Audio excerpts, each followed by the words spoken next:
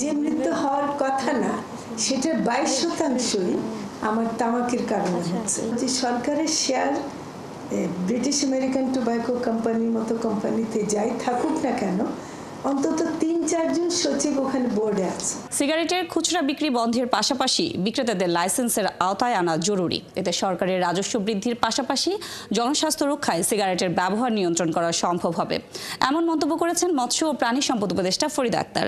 উন্নয়ন সমন্বয়ে আয়োজিত 2025-26 অর্থ বছরের সিগারেটের উপর কার্যকর কর আরোপ সংক্রান্ত আলোচনা সভায় এসব কথা বলেন তিনি।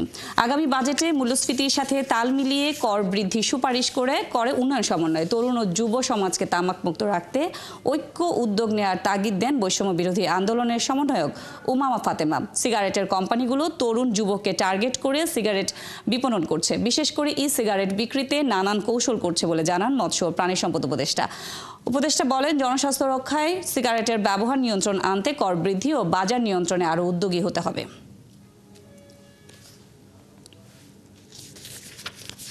যে মৃত্যু হওয়ার কথা না সেটার 22% আমার তামাকের কারণে হচ্ছে। সরকার কেন পুরোটা করতে পারে না?